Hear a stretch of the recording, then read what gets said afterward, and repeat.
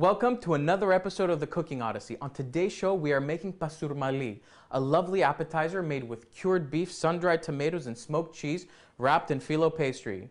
Then a pan-seared tuna with sautéed spinach and asparagus, and we'll finish it off with a Byzantine-inspired baked quince.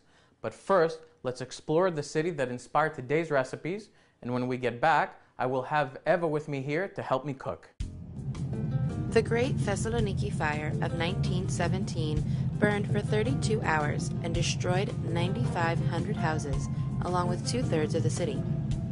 At this point, the government knew it would have to rebuild, and so a team of architects and urban planners were chosen to reconstruct Thessaloniki. The Byzantine era inspired them, and their plans included diagonal streets, a grid-like street system, and provisions for generations to come. Two of my favorite pieces of architecture in the city of Thessaloniki are the Arch of Galerius and the Rotunda. Emperor Gaius Galerius selected Thessaloniki as the capital of his realm, and built the arch as a memory of his victory over the Persian forces. Also on the list of the most impressive structures in Thessaloniki is the Hagia Sophia. Modeled after the original in Istanbul, this church is one of the oldest in the city, still standing today. It is also considered a World Heritage Site.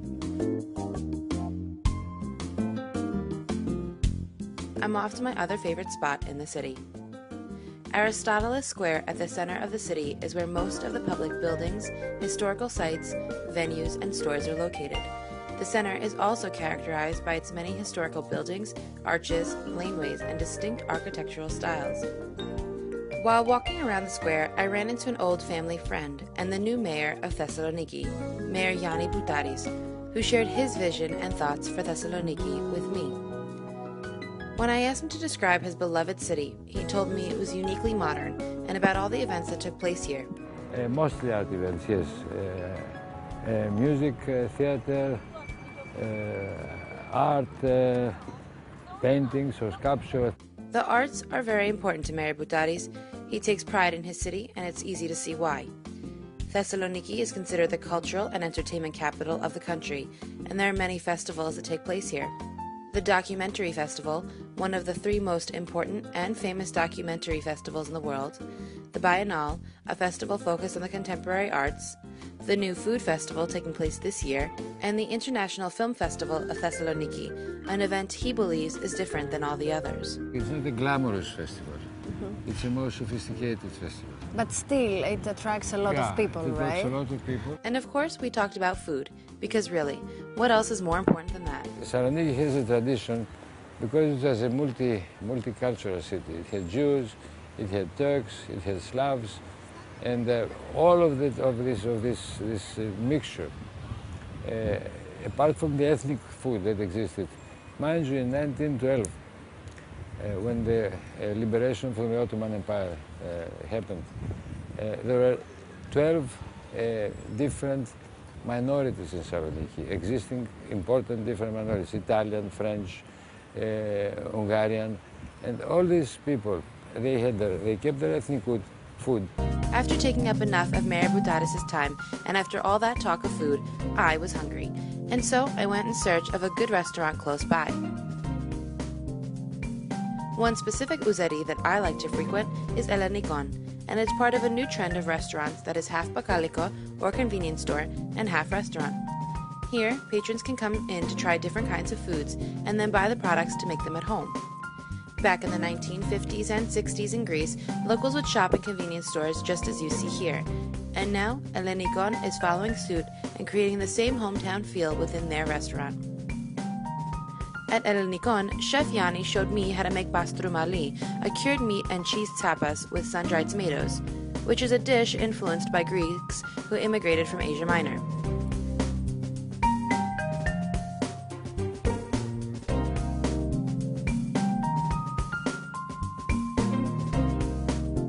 While you may not have gotten all of that, don't worry, I'll make sure Yanni and I show you exactly how to make this delicious dish.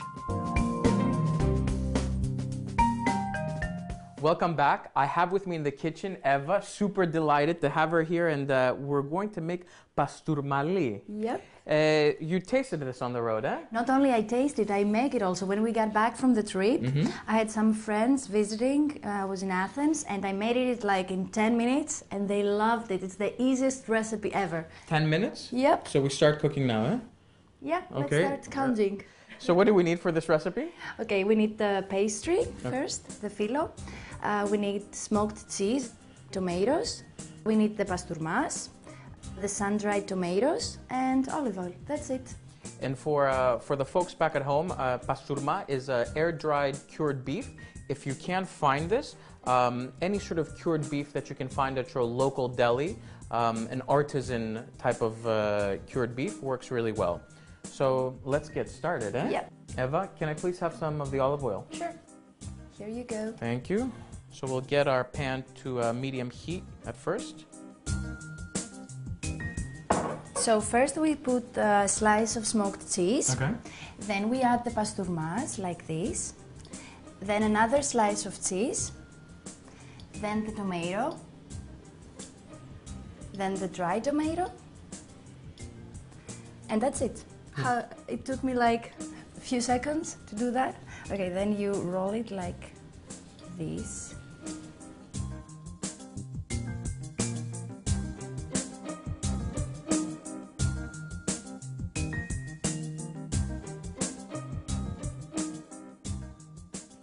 Very easy. You just roll it up like that. And then in order, I call that, instead of oil, glue.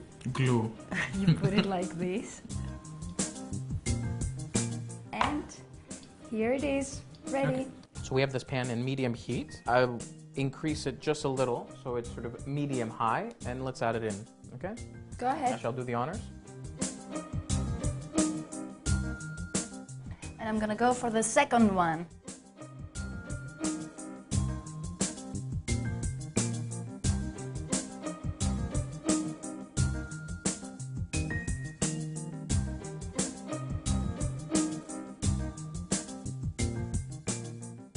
I think it's time to flip one of these over at least. Let's check it out. Looks good. Beautiful really golden crust there. This is very nice as well.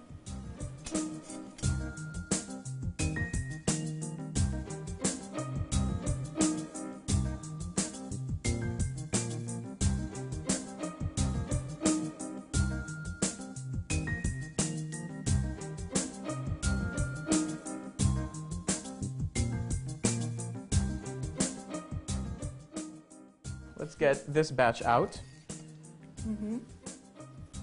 They look wonderful. I love the color. And they look so crispy. Oh my God, can't wait to try it. Of course. Okay, let's cut it in half. Okay.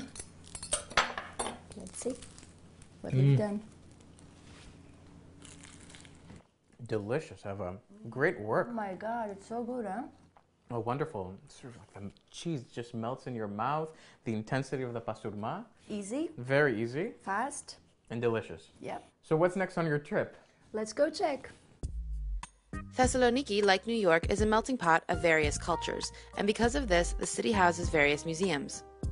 The Museum of Byzantine Culture aims in presenting many aspects of life during the Byzantine and post-Byzantine periods, including art, ideology, social structure, and religion, as well as how historical changes and the political situation affected people's everyday lives. Opening in 1994, the museum currently has various permanent exhibitions. One, the early Christian churches, focus on the architecture and decoration of their houses of worship.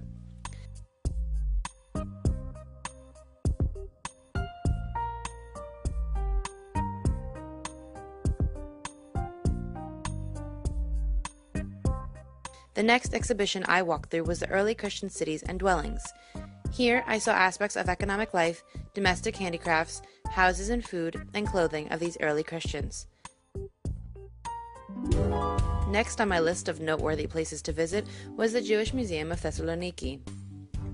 The Jewish population in Greece is the oldest in mainland Europe, and the Jewish Museums of Thessaloniki celebrates and informs visitors and locals alike all about their history and culture. Because the Great Fire of 1917 left 50,000 Jews homeless and destroyed most of their written history, it was important to Thessalonians to honor the history of the Jewish population in the city.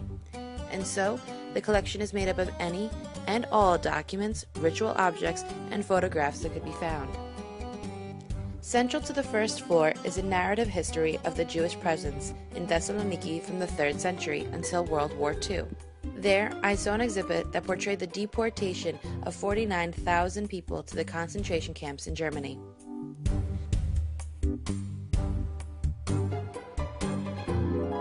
Welcome back, folks. I'm here with Eva, and we're about to make a very interesting dessert recipe with a very interesting fruit, quince. It's very exotic. It has been cultivated for centuries in Greece. So let's start. For our ingredients today, I have here some quince. I've already cut in half, sliced, and I've had this in water for the past 10 minutes. Some sugar, mavrodaphne, a sweet fortified wine from Greece. I love this wine because it presents all these lovely aromas of plum and raisin and caramel, and it works really well with baked quince. We also have cinnamon and cloves. Very easy recipe. First thing, let's just take our quince and just coat it in sugar. Okay? And this will caramelize very nicely when this is baking. And just add them here.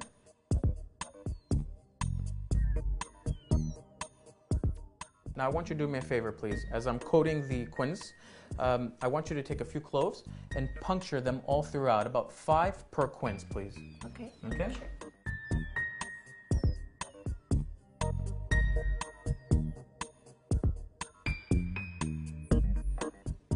I think that's enough. Now, next step is to add our mavrodaphne. Let's just pour it all over. 1 glass is enough, huh? Of course. Very nice. Let's finish off here with the rest of the sugar. Okay.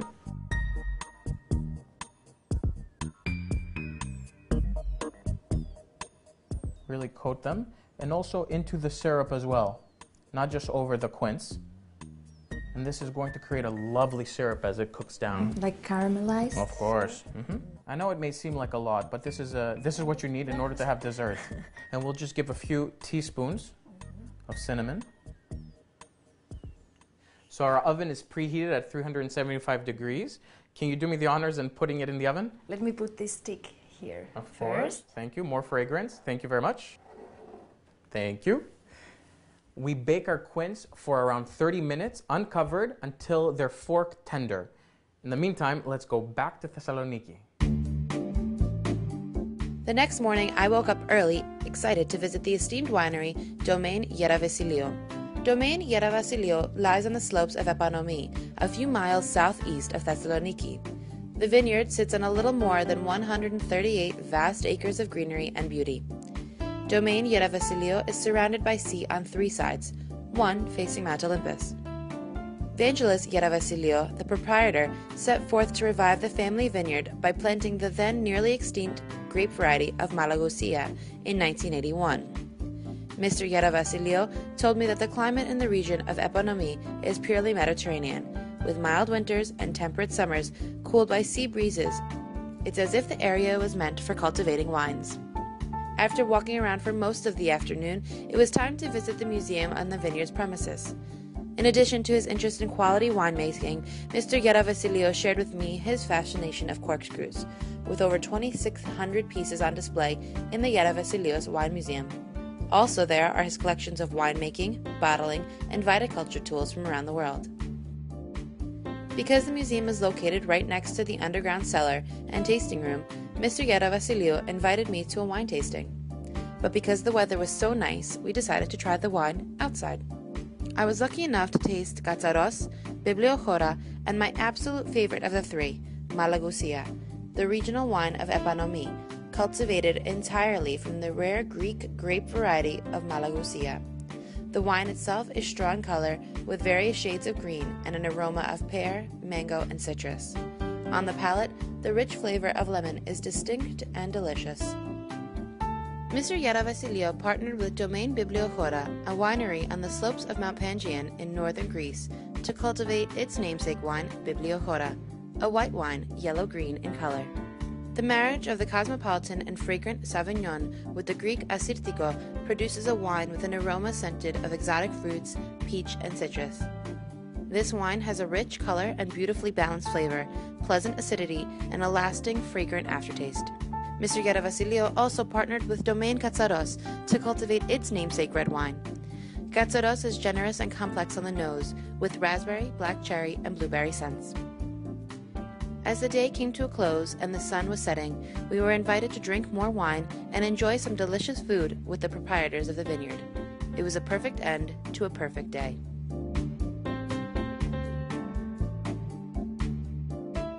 Welcome back. Eva, being from Thessaloniki, I assume you love seafood. Of course. Okay, so I have for you a wonderful recipe made with tuna and kritharaki, the Greek orzo. Okay, so let's get started. What we'll need for today's recipe is a nice fresh piece of tuna, and we're also going to make a nice vegetable side in addition to the orzo. So we have our orzo here, some fresh spinach, green onion, asparagus, and some herbs, fresh dill and fresh thyme, some garlic, cherry tomatoes, some fish stock, a bit of lemon juice, some butter, and a glass of white wine. We're going to coat our pot here with some olive oil. That's good. Put that here. Can I have the orzo, please? Here you go. Thank you. And a spatula, a wooden spatula. And what we're going to do is actually toast off the orzo. It's going to give it a very nice nutty flavor. As you can see, it's toasted off. It's got that nice golden color, nice flavor that's coming out of the pot. So it's time to add in our wine.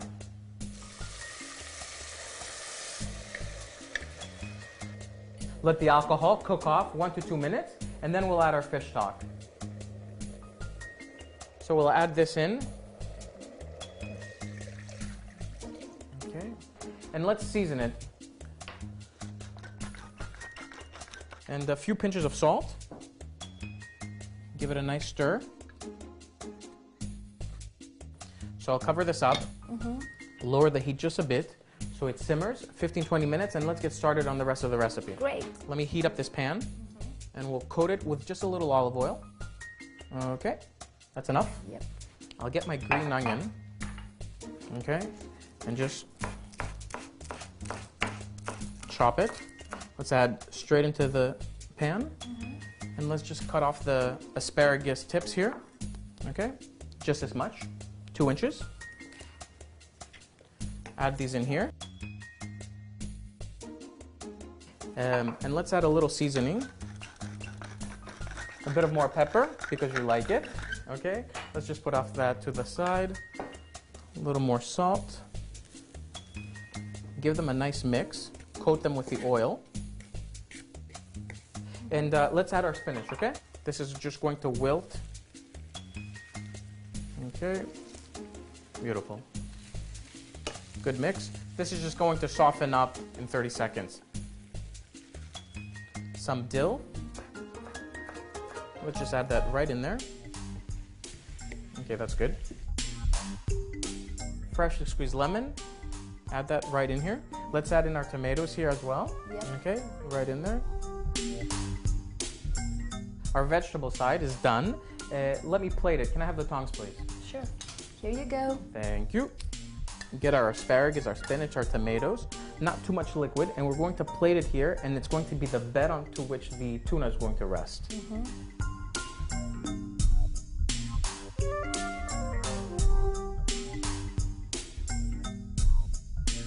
So let me clean my pan, and if you can do me a favor, can you season the tuna, please? Sure. We start with a little bit of salt, then pepper. Then I'm gonna add the thyme. Beautiful. Can I have the olive oil, please? Sure. Thank you. Here you Let's go. get started with our tuna now. I've been heating this pan. Okay, just a little olive oil. And let it heat up for 1 minute, and then we'll add in our tuna. 30 seconds on each side, basically. We also are going to add a clove of garlic right in there. It's going to impart the lovely garlic flavor into the oil. Our oil is nice and hot. Just one step. Take our tuna. Our food is almost ready. Indeed. And let's just add it in here. 30 seconds. I want you to count. Okay. And then we'll flip it over. Actually, Yep. let me check my orzo. Okay, it's almost done. And let's flip over our tuna. Beautiful. Great. Look at that. You've got that nice brown color to it. Add a little butter. Can I have the spatula, please? Thank you. Give it a nice mix. I'll take this off right there. And it's time to serve The tuna. our tuna. Beautiful. Okay, I'll just put it right over my greens, right off onto the side like that. Let's bring this over here, off the heat. It's nice and creamy, and I'll add it to the top of the plate. That's it. Wow. Gorgeous, huh? Gorgeous. I'm speechless.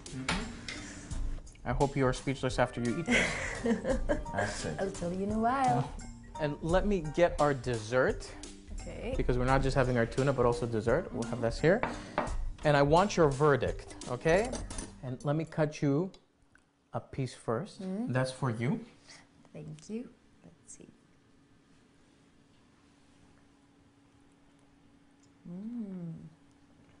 I'm going to actually try. Danny, congratulations. It's really nice. You should try a little bit of the kritharaki. The lemon taste is coming off really strongly in the most positive of ways. Very nice. Beautiful. Get a bit of a with mavrodaphnia. mavrodaphne, cinnamon, cloves. Oh my god. Superb. It's so good. The richness of the syrup. This is exquisite. So Eva, where are we going on the next episode? It's a surprise. I'm not going to tell you. I'm Okay. just going to give you a little hint. We're going to continue our travels in the northern part of Greece. I see. So, thank you for joining us today, and thank you to you folks. See you on the next episode of The Cooking Odyssey. Join us on the next episode of The Cooking Odyssey, where we visit a beautiful seaside resort and a traditional village with a history that spans 28 centuries.